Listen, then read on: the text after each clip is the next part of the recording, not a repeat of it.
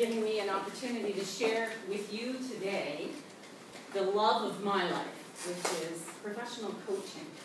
So I became a professional coach a little more than 10 years ago, almost 11 years ago now. And I was living in Belgium at the time, heard of professional coaching for the first time ever, and they're saying, Mais, vient, Canada.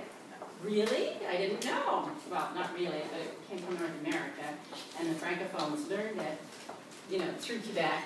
And in Belgium, Canada is Quebec. Quebec is Canada. They don't know that there's, you know, this whole big country outside of it. So at any rate, when I learned of the coaching, then I went online that very night. So it was a Saturday. That night I went online, searched it. I got home at 11 o'clock, so I was only there for a couple of hours. All day Sunday, I was on there. Sent off 2 or 3 contacts, you know, from the academies that were around the world for it. And on Wednesday, I got a phone call while I was driving around, you know, Waterloo from one student's place to another. And I gave my credit card number over the telephone to a stranger. Never done that before in my life. I'm telling you, it just was that much of a fit for me. So, not to go into too much about all of this stuff, but the fact is that fewer than 10% of professional coaches, whether they be life coaches or business coaches as I am.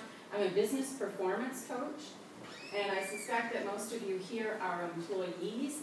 However, what I do to help these businesses get much better results is I work with the people, especially the owner.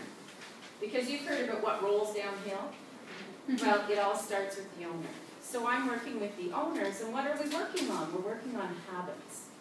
We're working on beliefs. What is it that we believe? Okay?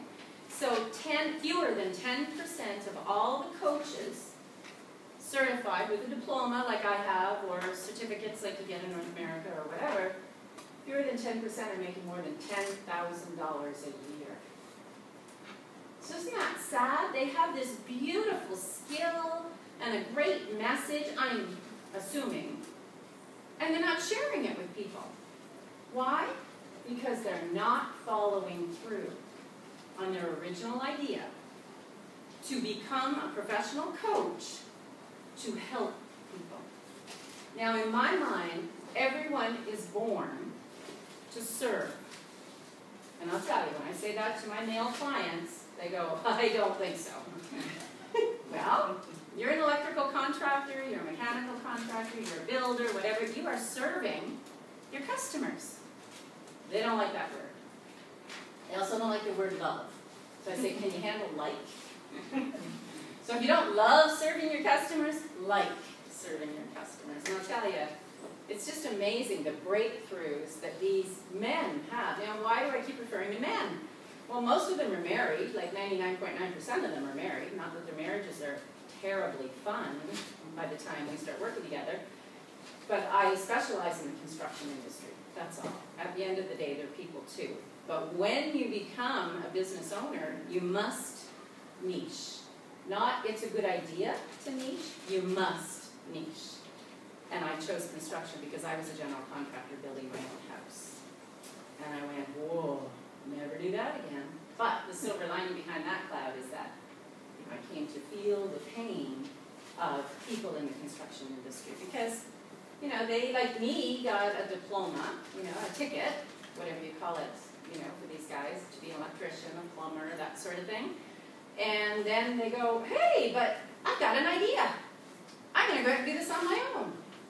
But they never went to business school, nor did I. But what I did do is I took the time to study and study and study, which these guys don't have time to do, because they're out there working.